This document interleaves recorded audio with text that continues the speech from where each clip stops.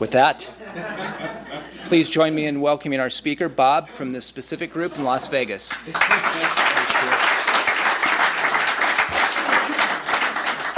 Good morning. My name is Bob Darrell, and I am alcoholic. Delighted to be here. I want to talk about something today that may, if you're new,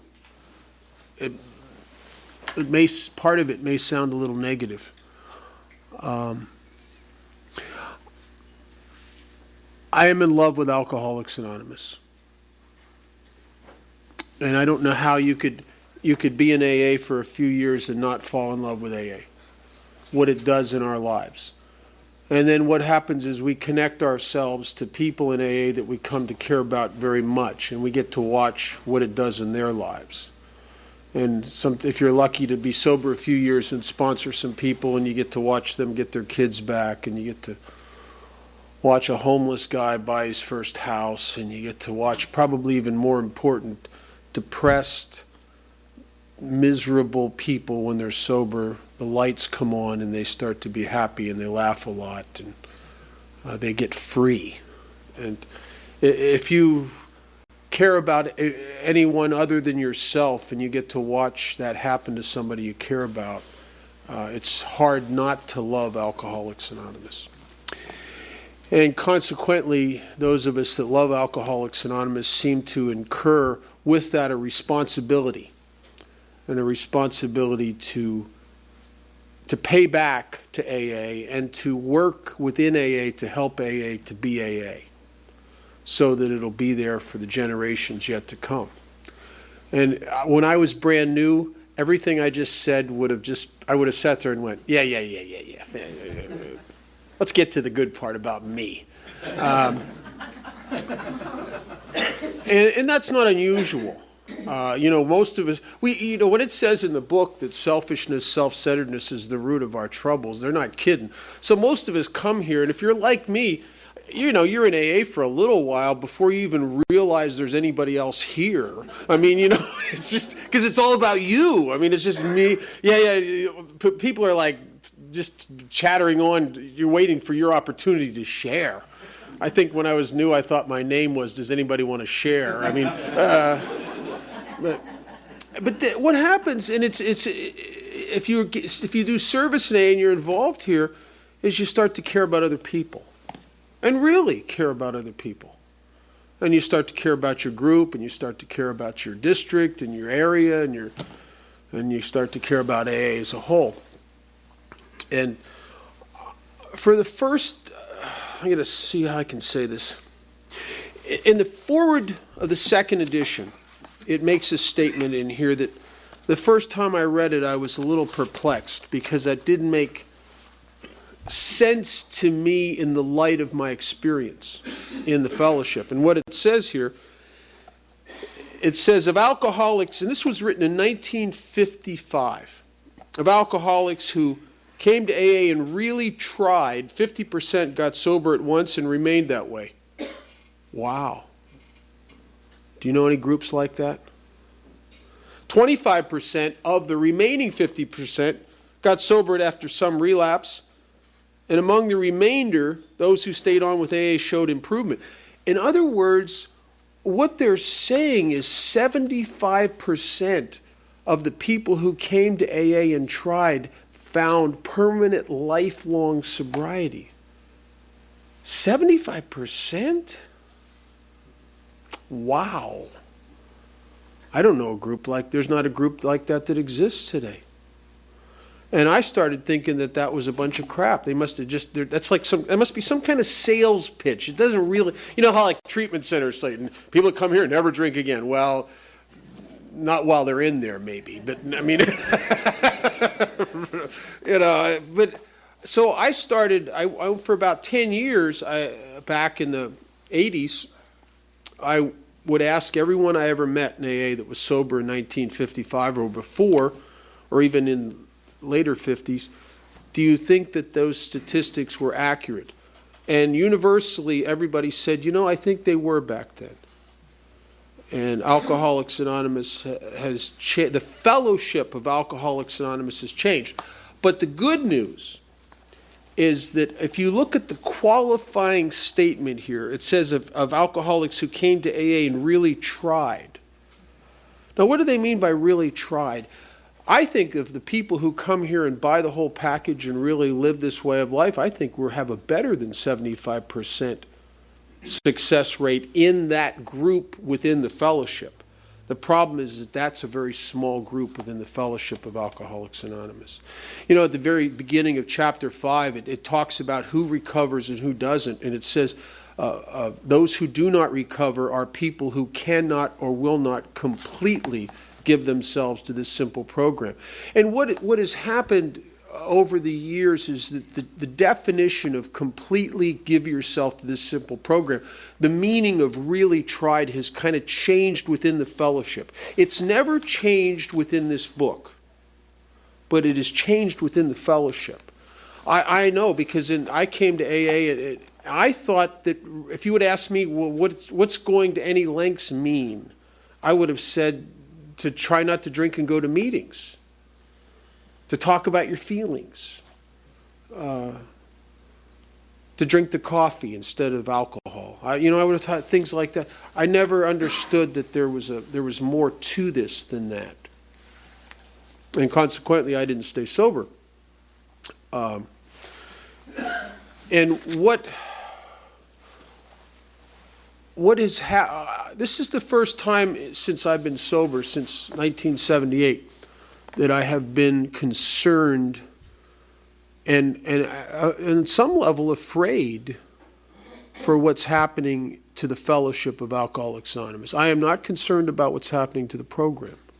The program is strong as it's ever been for those of us that pick up that ball and run with it.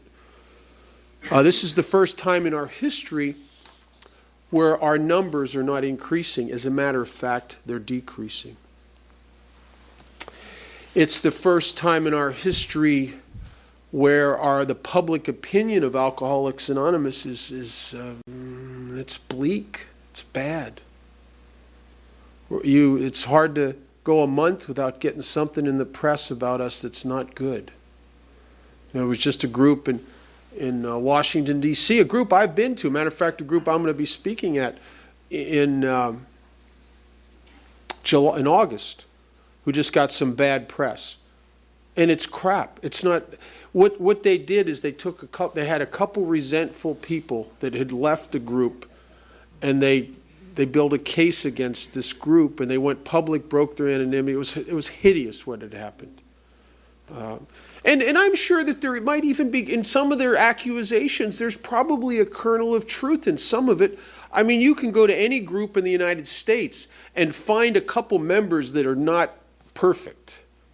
I mean, I know that doesn't happen up here, but that you can go to every group in the country and find a 13-stepper.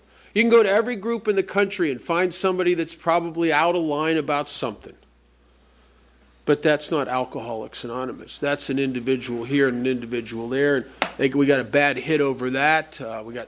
Last year we got a bad hit over a guy who went to, without sponsorship direction, went to make amends to someone and ended up going to prison. He sits in prison right now. And that made Alcoholics Anonymous look bad. Do you know that 30 years ago or more, in the first 30 or 40 years of AA's existence, historically, you can find lots of very prominent people in this country in the fields of religion, clergy, psychiatry, medicine, judicial system, politics, who would tout us and talk about how wonderful Alcoholics Anonymous is. Do you know that no one of that stature in society has come forth as a non-alcoholic to tout us since the 1980s? The last two people were Henry Kissinger and Billy Graham. I shared that with a friend of mine, and he says, well, maybe that's why. Well, we're not going there. But just that's the last two people. And there was a time, you go back in our history, where hundreds of people were stepping up and talking talking about how wonderful Alcoholics Anonymous was. I mean, for God's sakes, in the early 50s, we were given the Lasker Award, which is the top of the food chain of honor from the medical profession. There was a time years ago in our history where if an alcoholic showed up in a courtroom and a member of Alcoholics Anonymous stood up before a judge and said to the judge, "Your Honor, I'm from Alcoholics Anonymous. I'm sponsoring this guy. He's coming to AA and he's really trying this thing." The judges sat up and listened to that, and that had credibility. And often the judges would just say, "If you got him, good to go. We're gonna stay his commitment. We're gonna set that aside, just see if he works with you." Do you know what happens today? Often when that same scenario occurs, the judge rolls his eyes and says, "You were in AA last year, weren't you? And you're back in my courtroom again." We've lost a lot of credibility. There's a thing that's happened. I was lucky to have gotten sober in a decade where we had just overcome the great oops of the 70s and early 80s. And what the great oops of in the medical profession is, some of the older people will remember this. It sounds hideous by today's standards, but it's real. This is true stuff. There was a time in this country, there was a decade, where if you had alcoholism and you were newly sober and you were a little nervous, I know most people up here probably don't get nervous when they get sober, but in Vegas, that's a big symptom of getting sober, is you're a little nervous, maybe a little depressed, a little anxious.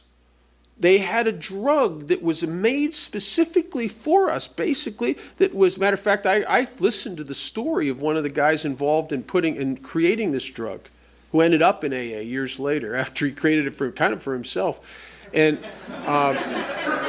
they would give you this drug, and here's what they would tell you. And you can look at find an old PDR from the early 70s, that this drug is non-addictive, and it's just right for you. And the drug was Valium. A whole generation later, the whole medical community went, oops. And so by the early 1980s, they backed off of that. If you go back and you look at, I just looked at, got a DVD of the old Chalk Talk from the 70s. Father Martin. It was like one of the things that was like state of the art for alcoholism treatment back then. And he talks a lot about that, about no medic, nothing. We don't give us anything. And then a generation later, all of a sudden they're throwing stuff at us again. Right? They're throwing stuff at us. And I don't know, there's probably maybe one out of every 20 newcomers that gets put on medication needs it. But we're getting a lot of people in here that we can't reach them. My friend Sharon says it best. She says it's like there's a Teflon coating over their spirit that the sponsor just can't seem to get through. The most important thing that happens to turn a guy's life like mine around is that another alcoholic will get through to me. And I mean in a place, not intellectually, in a place where I really live. And the place that it talks about in chapter 3, where it says we learned we had to fully concede to our innermost self. That's where another guy gets through to me. Is that place in here that's beyond the chatter in your head, that place where people connect with you. And it's hard to, I've tried to work with a lot of these guys, it's hard to connect with them. There's something between me and them that I can't seem to, my spirit can't get through. And it's a sad deal. Hollywood has taken a different... Do you remember the first major depiction of Alcoholics Anonymous in TV? Was Hill Street Blues. One of the characters, the leading character, the star of the show, was depicted as a member of Alcoholics Anonymous. He was a good guy, and there was humility about him. and about his, and there was an anonymity and a humility about his character, even though they leaked it in a little bit. They let you know he was a recovering alcoholic, he was an AA, but they didn't make a big deal of it. It was very well done. Today, often in TV shows and in movies, when they depict scenes from Alcoholics Anonymous, it's goofy. It's like a bunch of people in a room like spouting quotes from a Hallmark card in a recovery bookstore. It's like platitudes. It's like people sharing about their feelings. It's like a treatment center version of Alcoholics Anonymous that makes us look kind of silly, because there's more here than that. But they've changed their view of us somehow. And yet, within the fellowship of Alcoholics Anonymous that is going through this withering, there's a program that's stronger than it's ever been. And what I've noticed around the country, and I don't know if this is good or bad, is that Alcoholics Anonymous is polarizing into camps. And you have the one side of the equation is the camps that don't like any structure. They don't like traditions. They think they're outdated. They think the big book's outdated. I mean, it was written in the 1930s, for God's sakes. They don't like sponsorship. They don't like the traditions. They don't really like the steps. They're kind of open. They want to be open to everything, all the new stuff here.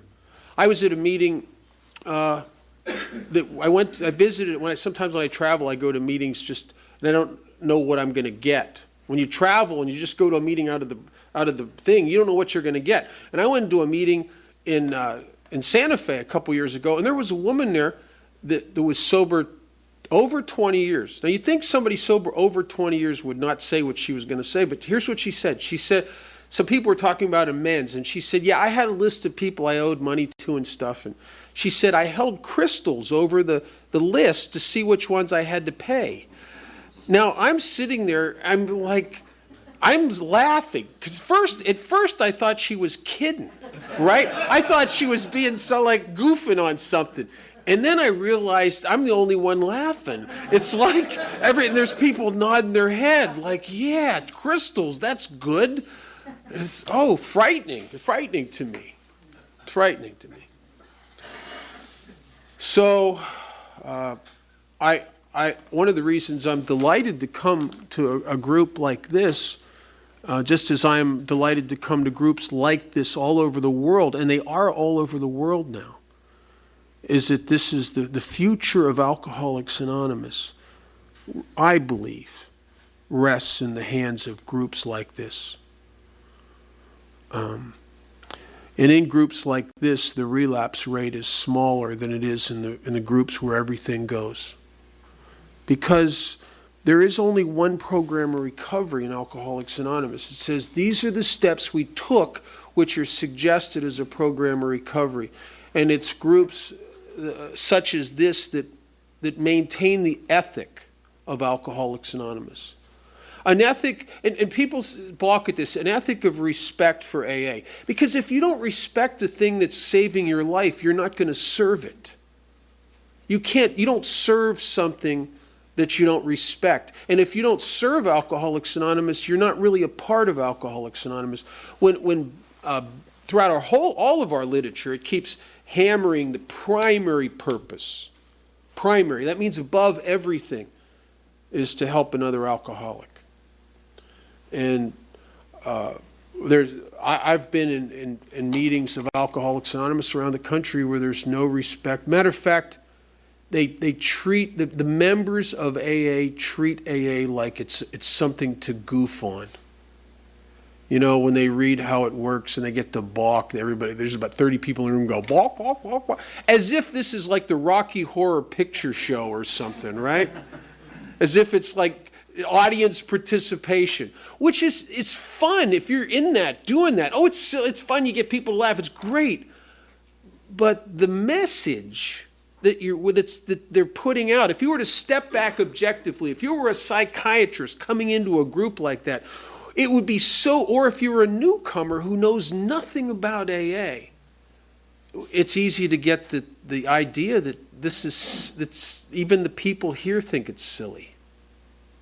Right? Even the people here think it's silly. And it's funny because one of the principles in Alcoholics Anonymous in the fourth tradition, in the 12 by 12, is the principle of Rule 62, which is we don't take ourselves too seriously. That's actually the license plate on my car, Rule 62. And we don't take ourselves very seriously. I goof on myself continually, but I'll tell you something, I take AA very seriously. And some of these people got it backwards. They take themselves and their relationships and finances and emotions very seriously, but they don't take this very seriously. They got it reversed. They got it reversed. And consequently, they reap the results of that. I hope I instill in the people I sponsor not a desire not to take yourself very seriously, but to take AA very seriously, because it is the only instrument really in the history of this planet that has created the success and the freedom from this terminal illness that there's nothing has ever been like AA in the history of the world.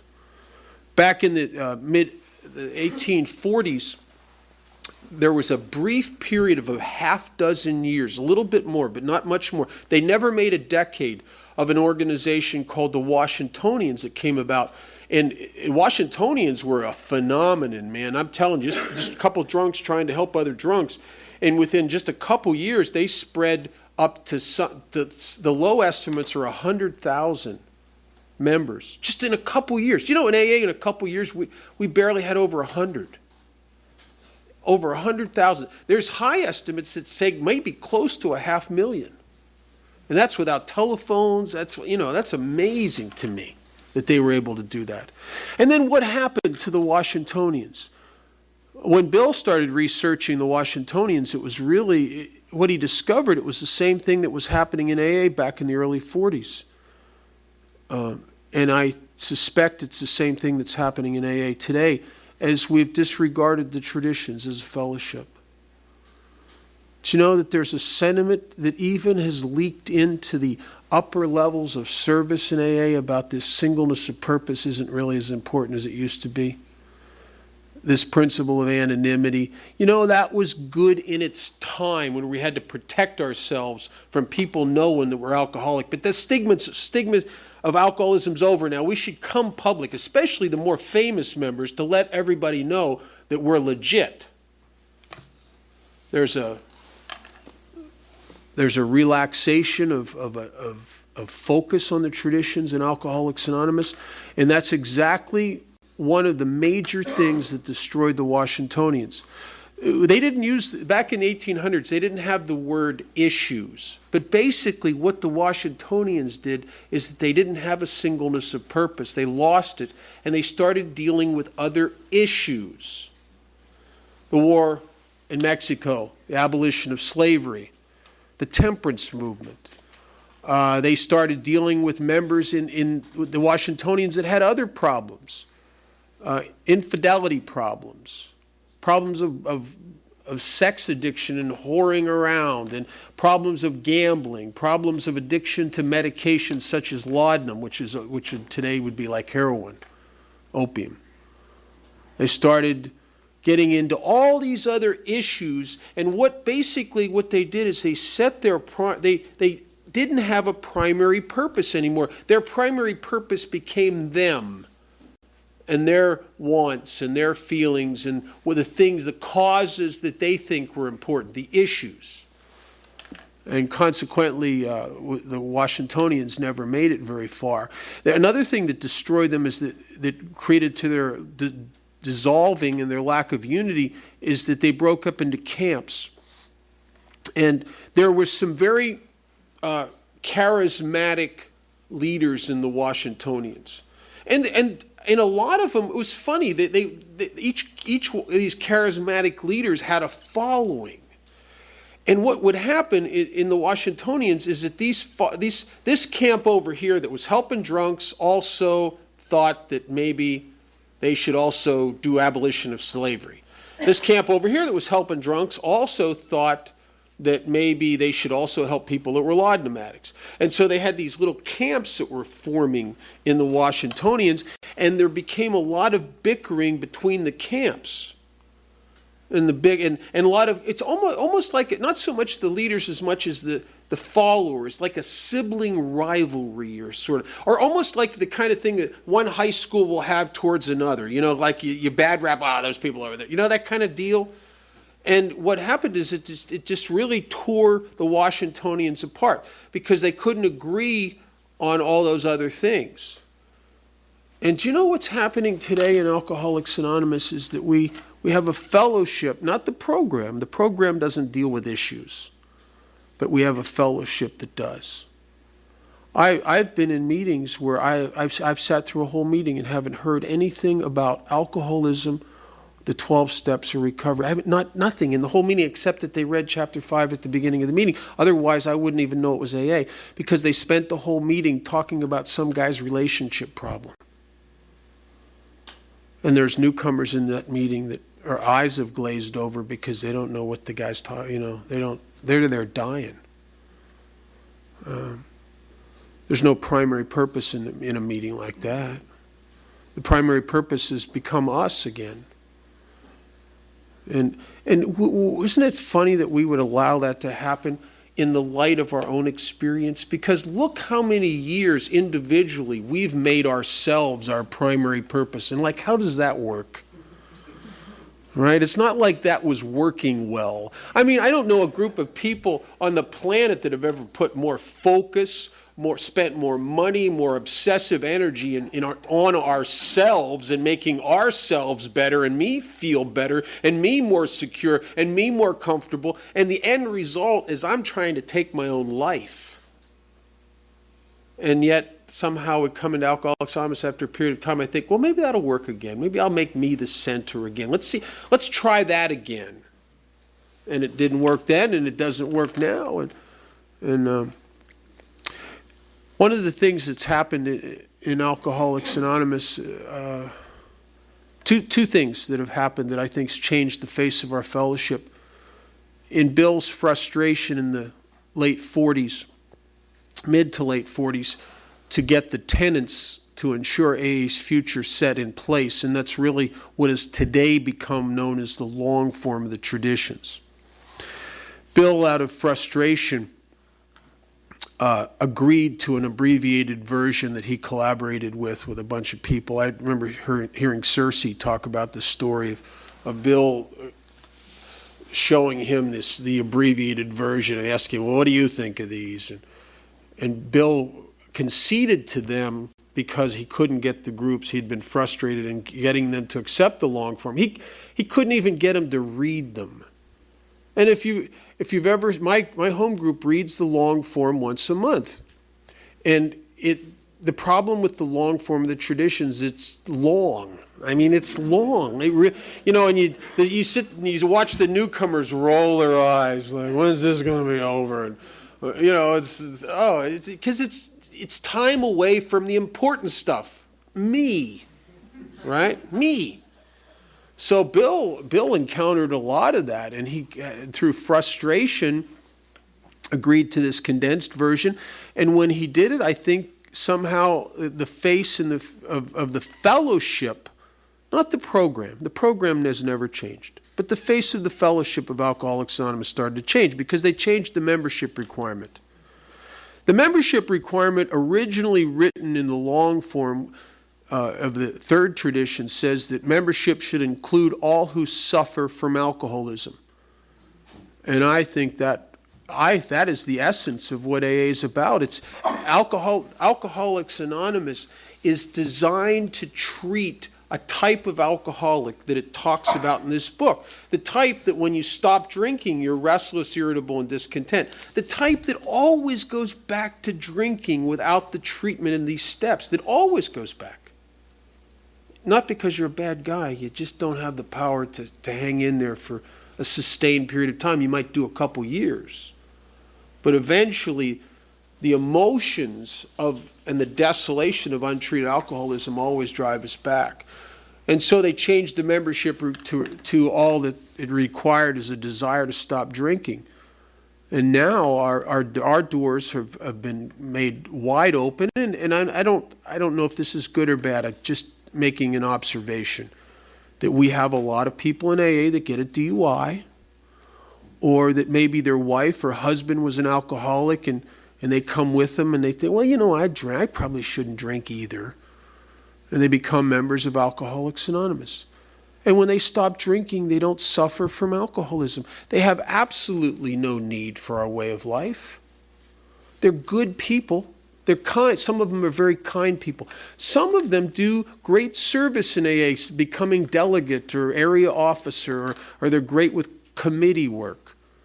But they're absolutely ineffectual talking to carrying out our primary purpose, because they can't connect with another alcoholic because they do not have within them the thing that allows them to connect. In our book it says, an alcoholic properly armed with information about himself can be of use to another alcoholic where no one else can. See, every real alcoholic within them is the painful reality of their alcoholism.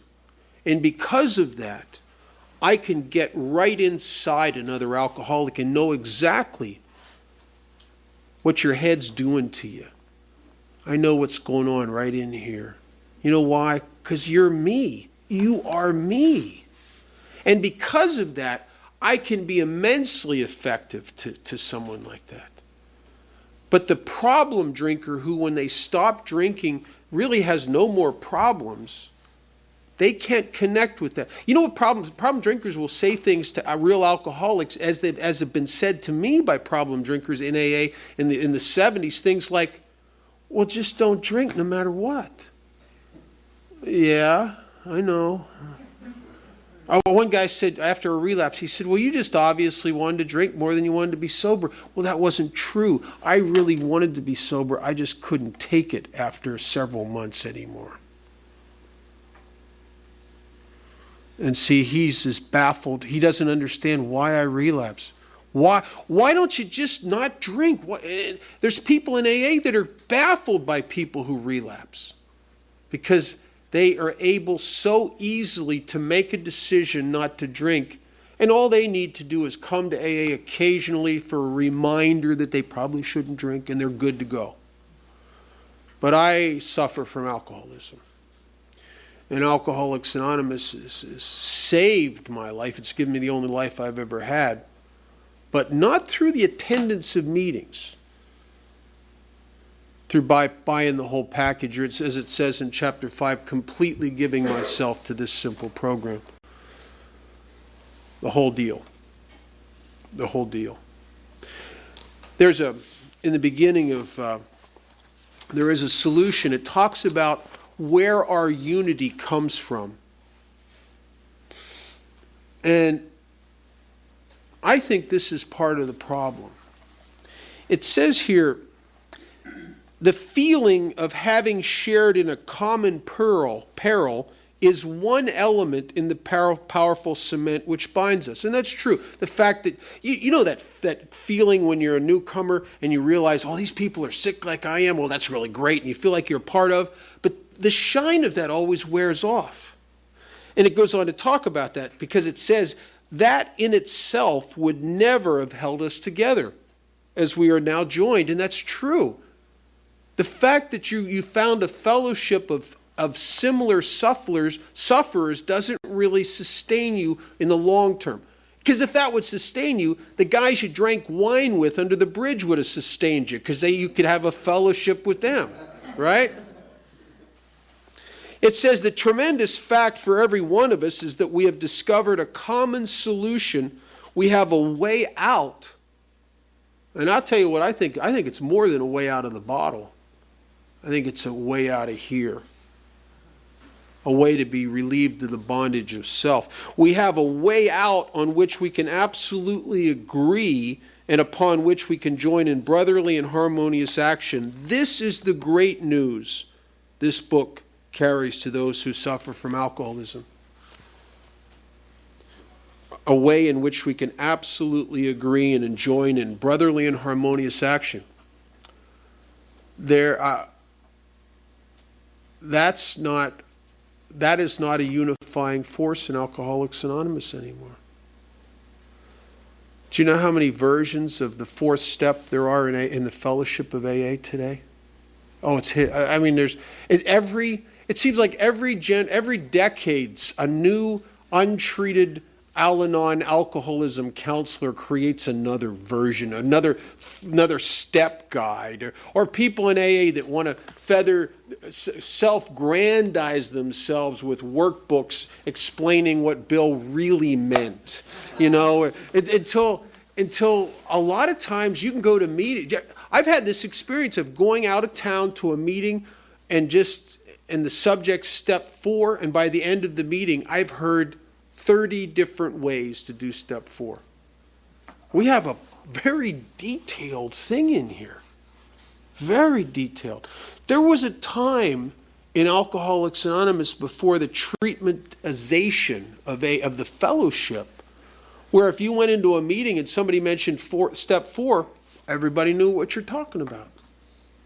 Everybody knew exactly the nuts and bolts, oh yeah, you did. How did you do with this was our course? And what did you find when you ask yourself whether you're selfish? And isn't it amazing how every resentment, something was threatened. There's a common experience. I don't think that's true anymore. And one of the things that changed in Alcoholics Anonymous is that we stopped bringing people into AA the way we used to bring people into AA. If you read the history of Alcoholics Anonymous in the early days, and you also read the chapter Working with Others, the first couple pages of Working with Others up until page 90, actually 89, 90, 91, and 92, talk about an interviewing process. An interviewing process that if the new guy doesn't pass the muster, he's not coming to AA. We don't really want him. We're not against him. He's just not ready. And that's fine. And we don't want to bring a person here that's not ready because this is for people that are on the same page.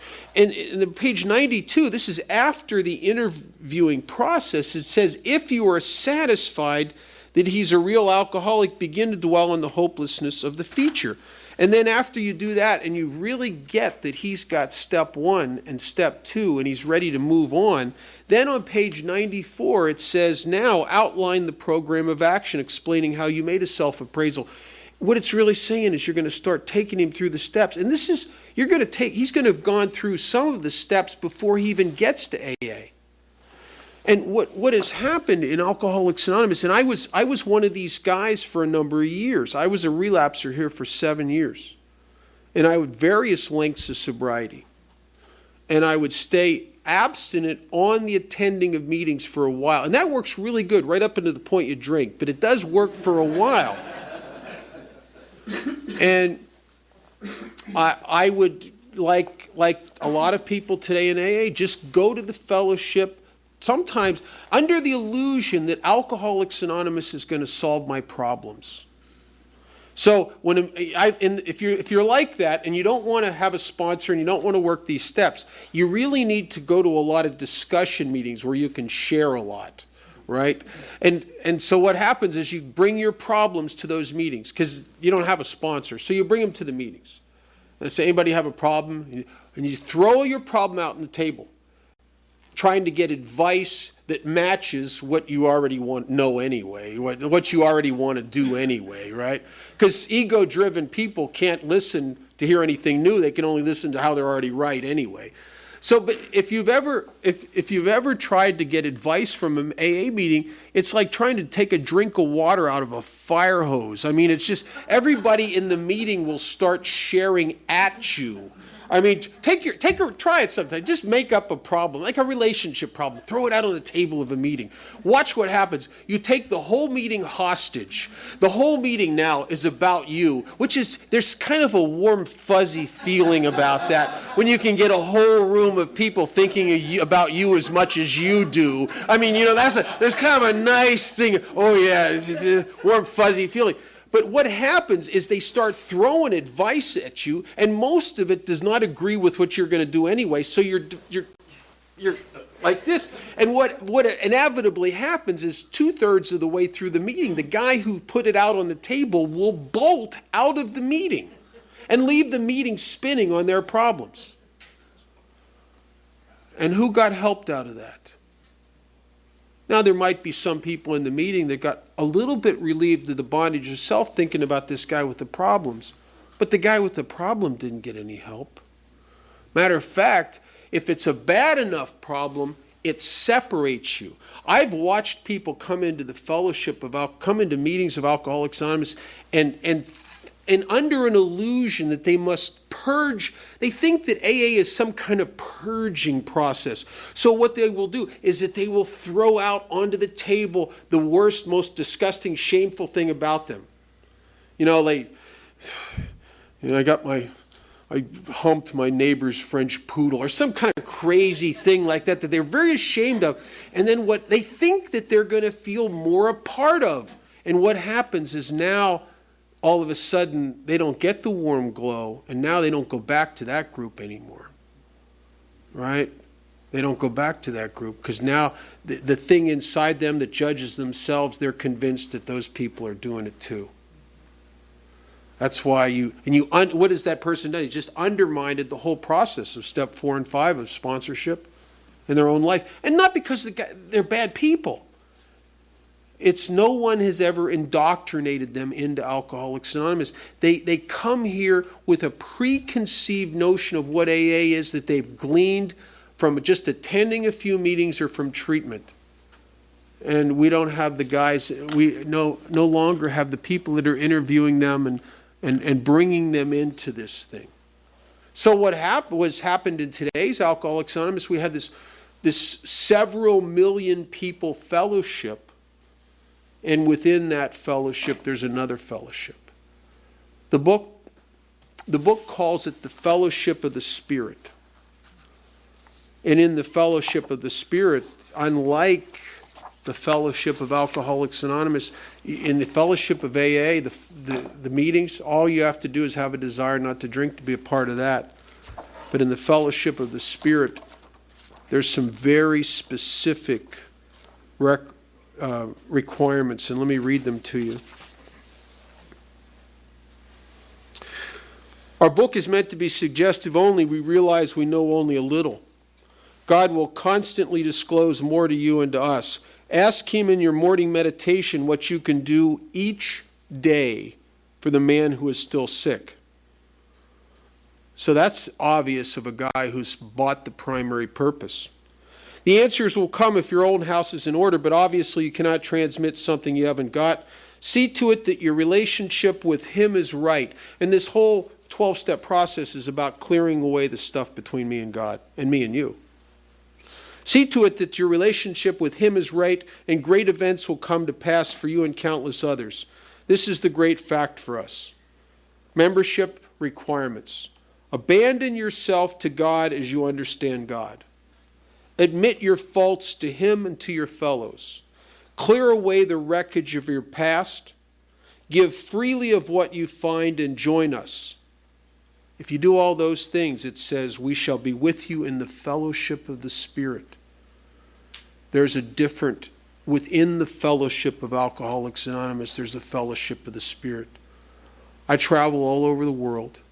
And I go to places like Copenhagen and Stockholm and England and Scotland and Ireland and South America. And there's a huge fellowship of AA, but there's people there that have bought this whole package. And they stand out like lights in their AA community because they are part of the fellowship of the Spirit.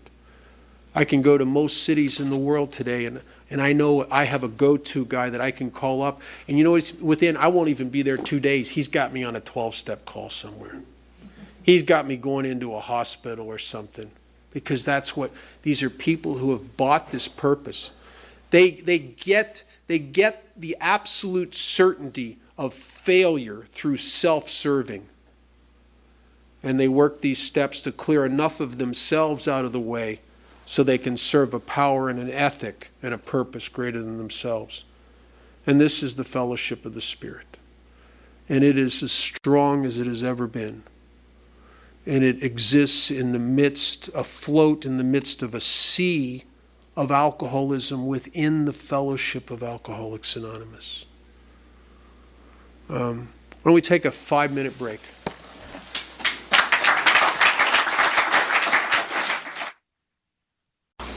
Okay, we're going to open up for question and answers. Raise your hand if you have a question.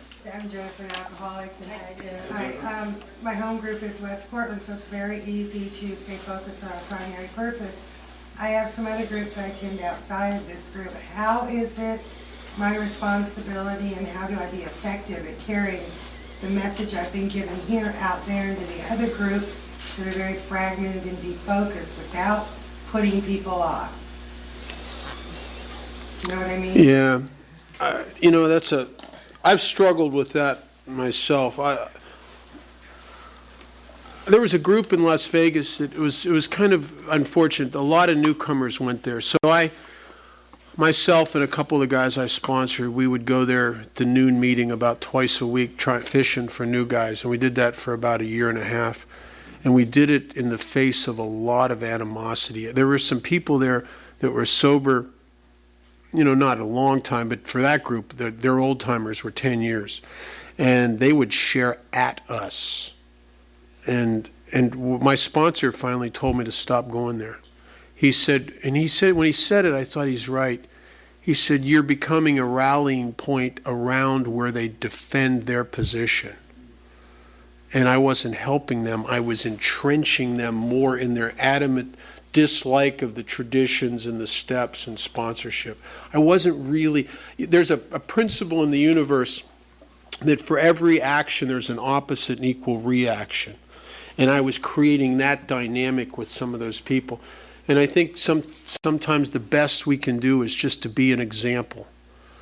One of the philosophies that I like a lot is that in AA, I stand for some things, but I don't stand against anything. And when you stand for some things, the hardest thing to do is not to end up looking like you're standing against the opposite, the different point of view.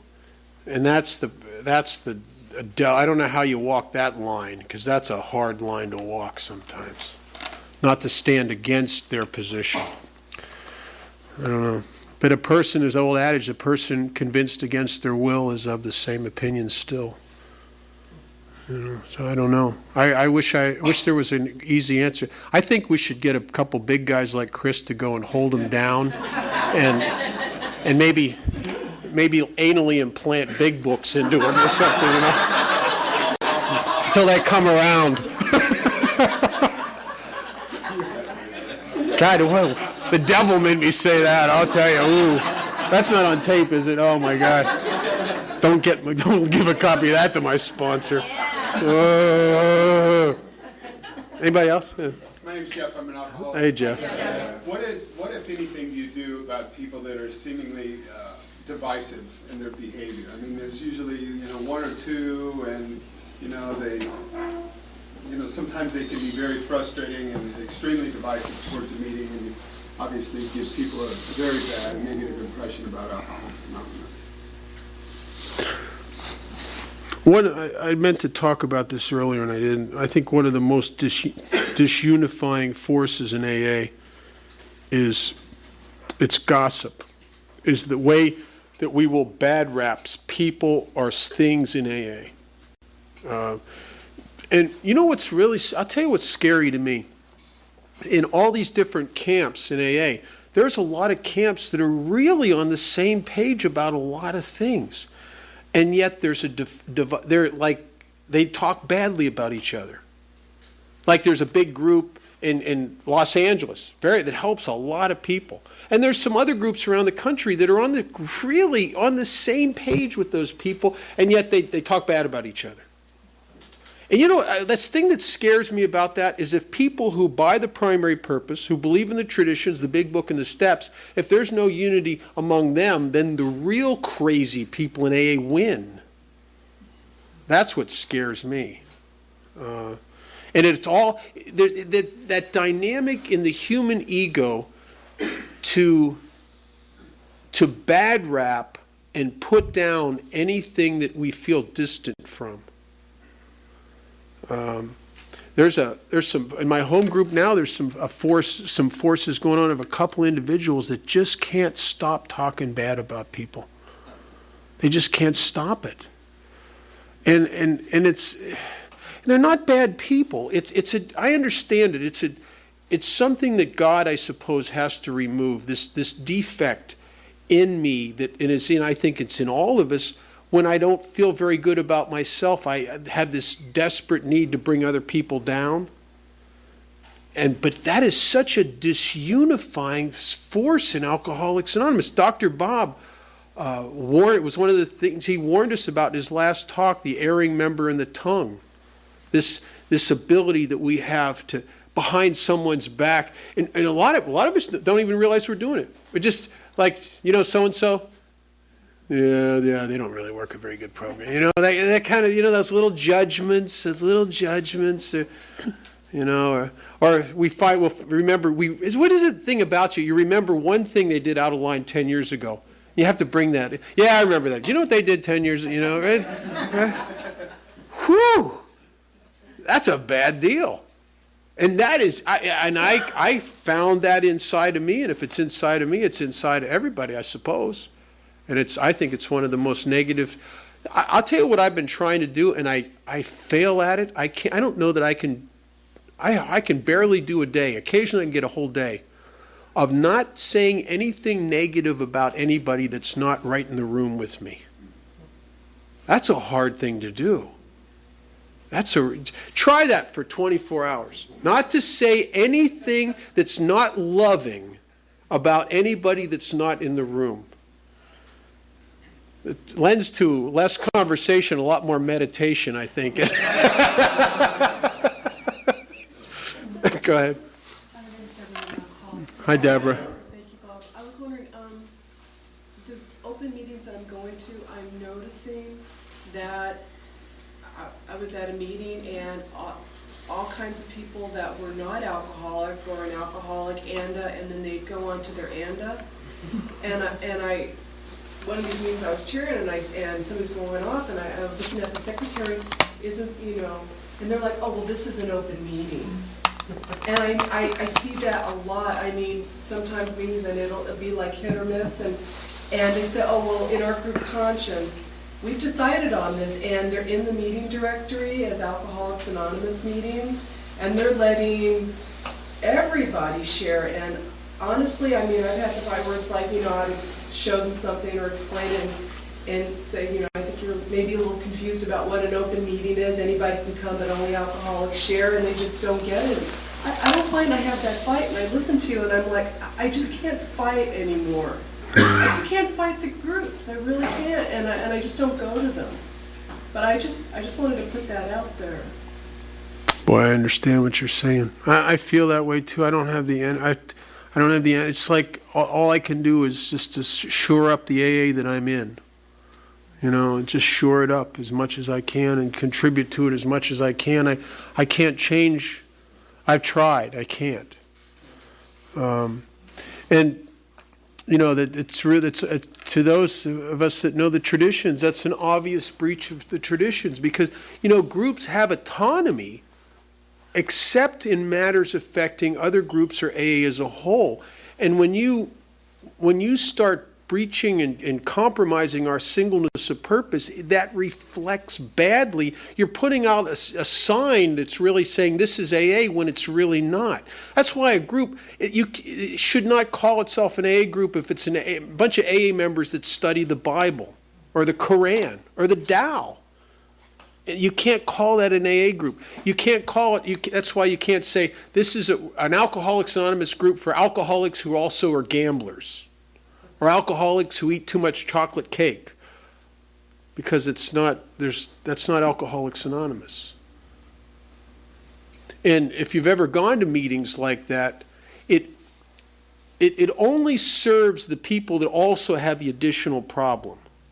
It doesn't serve the common, it talks in AA about our common welfare. You're really taking the 20% in the meeting that don't relate to that and excluding them. And what happens if you're a real alcoholic and you go to a meeting continually where they talk about things that are other than alcoholism, and you're like me, what happens is after a while you don't even feel like going back to that meeting. So singleness of purpose it's not to exclude anyone from AA, it's to keep the real alcoholics in, because eventually we won't go. Go to a meeting where they talk about eating chocolate cake or gambling every day for a while. See how long you go to that meeting.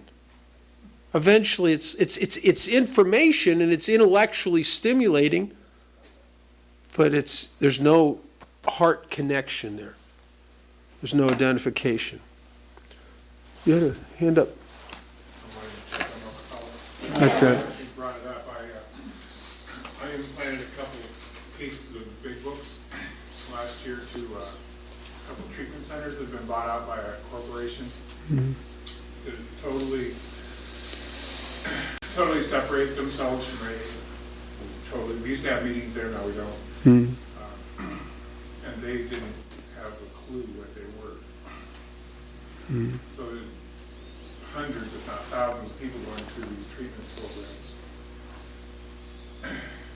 pretty much being taught anti-AA to be sober, and it just bugs me. And it's big and it's growing and it's happening a lot. I was offered a job at one of the treatment centers, and they told me specifically it's not anything to do with AA. And some rather famous people go through there, they come out and they get whatever, have their lives, but it was kind of strange to me that it just shocked me when I dropped off a case of books at a place that really needed them, that didn't know what they were and how to use them or where to put them, or that they even needed them. And years before I was sober, I provided it. I started parking and I knew everybody in there. It bothers me how we get to those people that are getting out of those treatment centers. Fans go away. Yeah, unfortunately, that's a problem that's probably going to get worse. There was a federal ruling not too long ago that ruled, it's hideous, that ruled Alcoholics Anonymous is a religion. And consequently, there are now prisons, there are now treatment centers that have government funds that won't allow Alcoholics Anonymous in there. It's a misinterpretation of the Constitution. The Constitution doesn't guarantee us freedom from religion, it's freedom of religion. And as if every person in the United States needs to be defended against anything that might look like a religion. And AA is not a religion.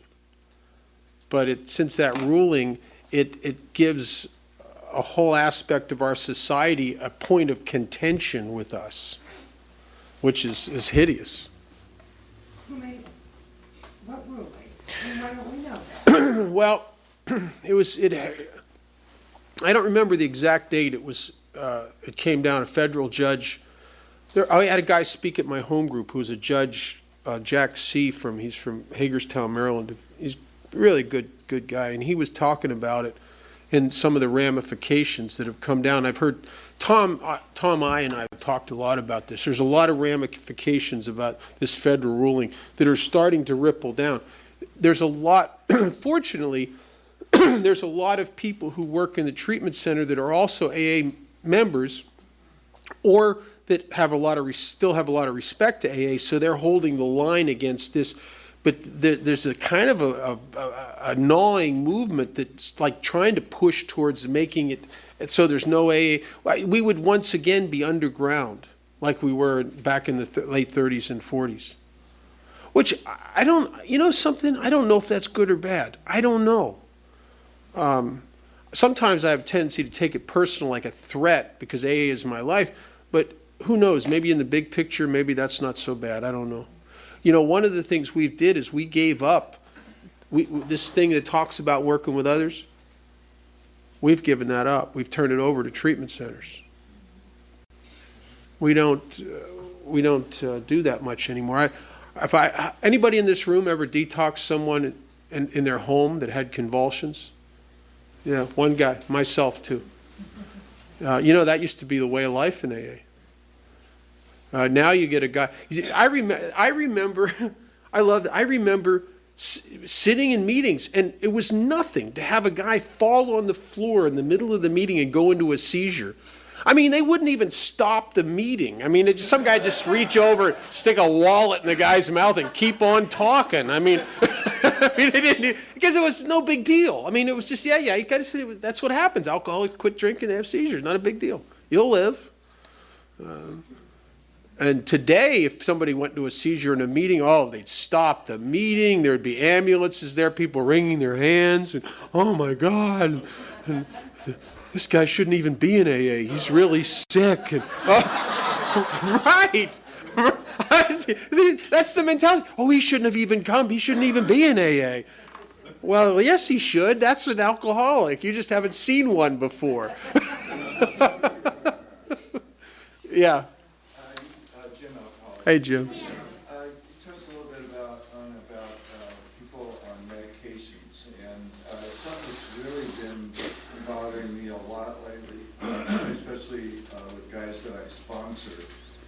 I just recently had a couple of sponsees that had one had more time than I did, and another guy had about 5 years, and they came to me and they said, I'm just not getting it here in AA, and I don't feel connected. That was the common theme. And talking to them, I found out that they were on antidepressants.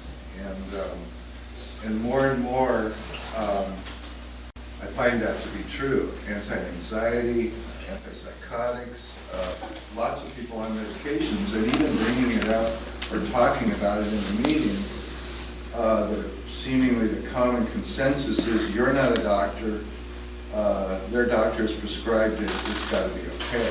And I've come to the point where when a guy asks me if I'll sponsor him, one of the first things I ask him is, are you on medication? Because I don't feel like I can help them if they're on medication. I'm asking for your help in this whole issue because it's something that I didn't feel like I could even talk about. I feel like I'm being judgmental, and I know I have generated a certain amount of bad feelings when I talk about medications because so many people are on them. I just don't know how to deal with that whole issue of being on doctor-prescribed medications for your head, I guess. If you look at the 10th tradition and also the pamphlet, The Alcoholic Member and Medications, the stance that Alcoholics Anonymous recommends is that we don't have an opinion about this. And I've really tried to stick to that. But I do have honest experience with it. And I can share my experience as long as I keep it in the realm of my actual experience and stay away from any opinions about you or what you should do, because I don't know. I don't know what you should do. But I have experience not only with myself, but with guys I've tried to sponsor, and my experience is identical to yours. I have never had any success with anybody that's on medication. The best I've ever been able to do or ever witnessed is that they can stay undrunk for a number of years, sometimes 10, 15 years.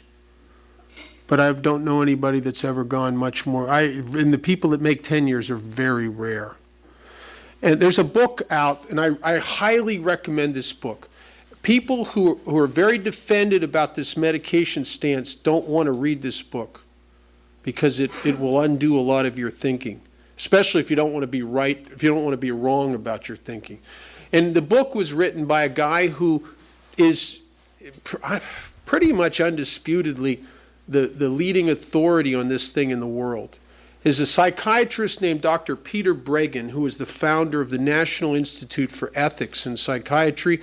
He's Harvard Medical Chair for Psychiatry, medical school chair. He's several time past president of the National Psychiatric Institute, and he wrote a book called The Antidepressant Fact Book. And if you read that book,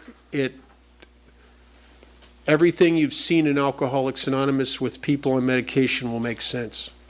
He talks about what it does to the brain chemistry. He talks about the things that the falsities that the pharmaceutical companies have sold to the medical profession, that in research now they're proving this is not right. We've been sold a bill of goods here. Reading parts of it, he talks about he's been the leading witness in many wrongful death suits against pharmaceutical companies. And through discovery, the courts have made them open up their records to him, and he went in and found information that when you read it, it's like reading the stuff about the tobacco industry, all the secret stuff they held out. It's like reading that. And one of the things he said in there, just 2 years ago, I think, the FDA put a black box warning made 10 pharmaceutical companies put a black box warning on 10 SSRIs. And the black box warning was that this can increase your thoughts of suicide. Not decrease, increase. The taking of this medication increases the frequency of suicide, or can. And the reason that they've done that is Breggin talks about what SSRIs do, and when you start to read how they work in the brain, you start to get why guys like my friend Tim, who after many, many years on antidepressants and 31 and a half years of sobriety, put a pistol to his head. Because the medication stops working. And now his doctor's throwing all kinds of meds at him, trying to get him back to being not in the abyss. And he doesn't know what to give him. And because the backwash of serotonin in the brain by diminishing the uptake inhibitors that expel the serotonin, what happens eventually is that the centers in the brain that produce the serotonin start to atrophy like a muscle that's not used. And sometimes that takes years and years and years. But we all know that. Every medication does that. We've known that forever. I mean, Dr. Paul, who's in the third edition, Dr. Addict Alcoholic, used to talk about that. Whatever medication does for you diminishes your ability to achieve that result naturally in the long term. That's true of everything. It's true of laxatives. You think you may not even really have that big of a problem going to the bathroom. Take laxatives every day for a year and then stop taking them and see what kind of problem you got. You'll think somebody put a cork in you. In the back. How far should you go with a sponsee if they relapse and you trying to change? I chased this guy down, got him back got him sober for a few days. Last night he went to work and stole a bottle of champagne.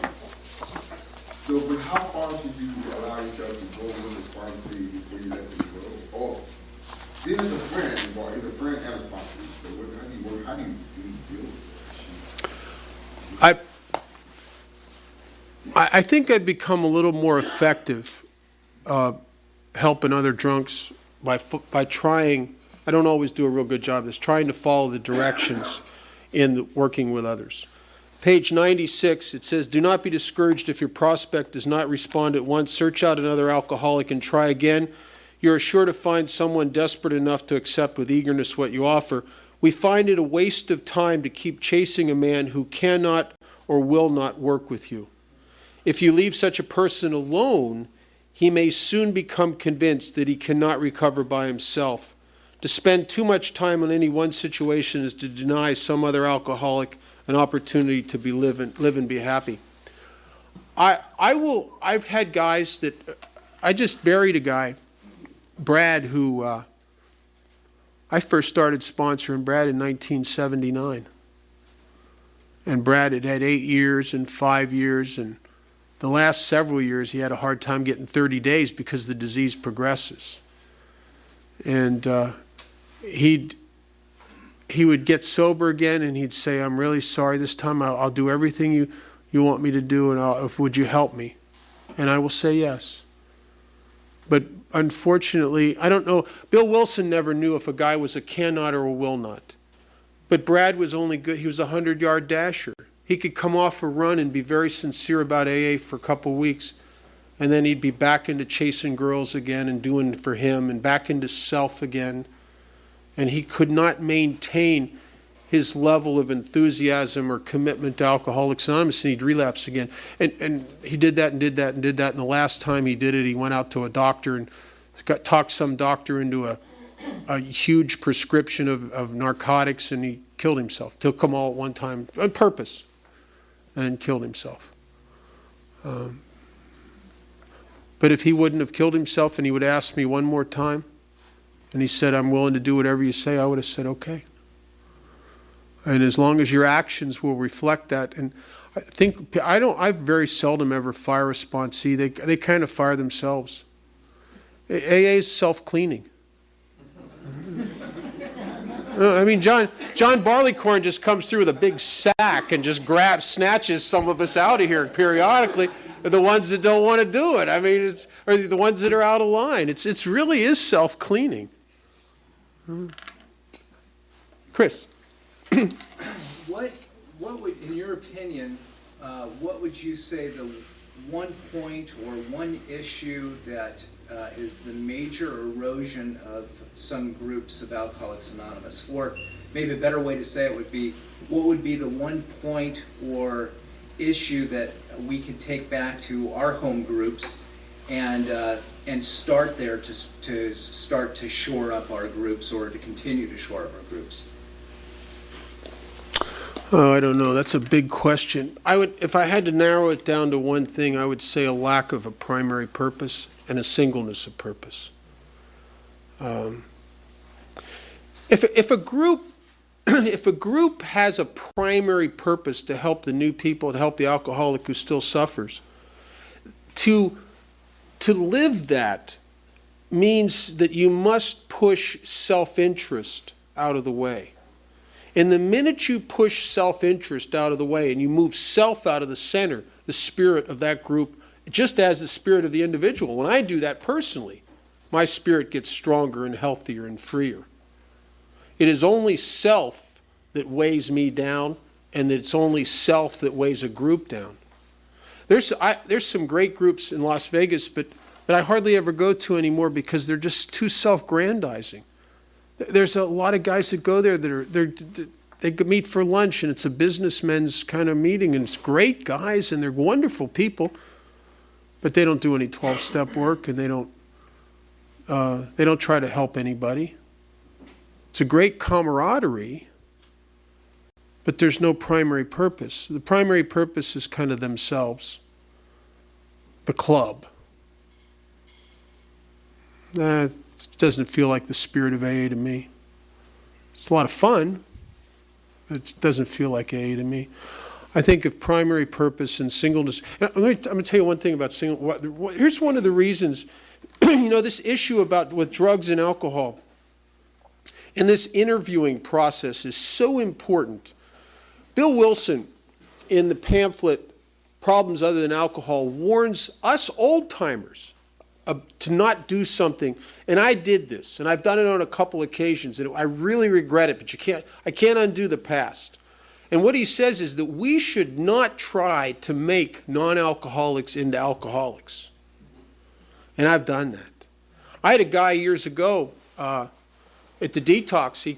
He came up and told me how much he liked what I shared and how wonderful it was. And my ego just started to puff up a little bit, and he told me he wanted me to sponsor him, and I knew automatically he was brilliant, and had good taste. And and I started talking to him, and the guy doesn't have a problem with alcohol. He's a coke addict. So I said, yeah, but did you ever drink? He said, not really. He said, I don't like it. But if you did drink, you probably would have a problem, right? He said, well, I don't know. Possibly, I don't know. I said, well, yeah, I think you're an alcoholic. Well, that was a bad deal to do. Now, this guy stayed sober in the fellowship, sponsored a couple guys, did service for several years, and then realized that he was an alcoholic. And he was right. And for almost 10 years, he has drank successfully.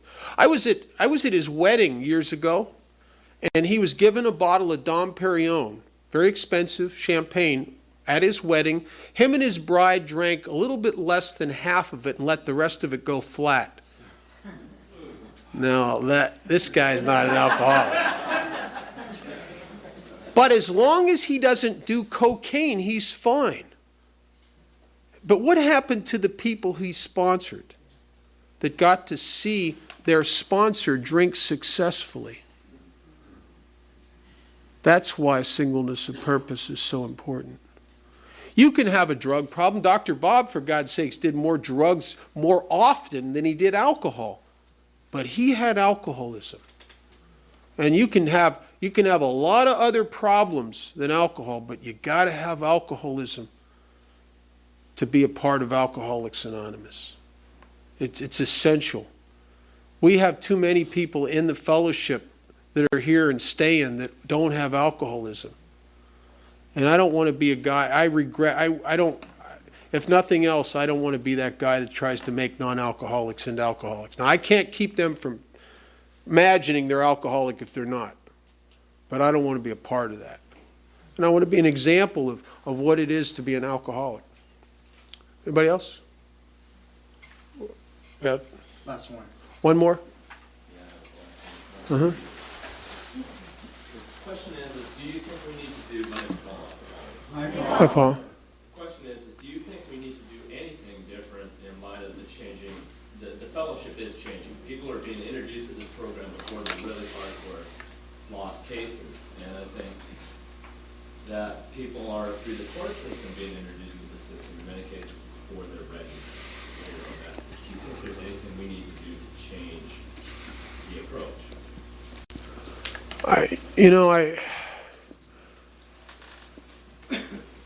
Outside of getting a gang of ex-bikers to go visit them in the middle of the night, I don't think so. I think it really starts with me. And sometimes all I can do is it's okay to think about the whole fellowship as a whole, but if I can be the best example I can be of Alcoholics Anonymous, and maybe as being the best example God is helping me to be, maybe I can affect 2 or 3 or 5 or 6 or 8 or 10 people around me. But if a lot of people were doing that, I think we could be shoveling shit against the tide here. And I think maybe that's all we're going to do here. Is that I know, I'll tell you what I am secure and very comfortable in the absolute certainty that if the Fellowship of Alcoholics Anonymous were to dissolve tomorrow, and do you know how quickly the Washingtonians dissolved? It was like all of a sudden you're planning to go to the next convention, and by the time the convention comes, there is no more AA. That's how quick it was. It was just, and all those people would have believed that the Washingtonians were going to last forever. But I believe in I'm absolutely certain if AA stopped existing and there was no more AA meetings tomorrow, I could take this book and I could go into a city anywhere in this country, and I would go down to the parts of that city that I used to live, and I would find guys just like me, and God would show me through the process of these steps how to create the fellowship I crave. And maybe we'd continue to call it AA, or I don't know what we'd call it. I don't know. But I am very secure in the knowledge that God, this book, and another drunk, and I'm going to stay sober. I know that. Is that it? Okay.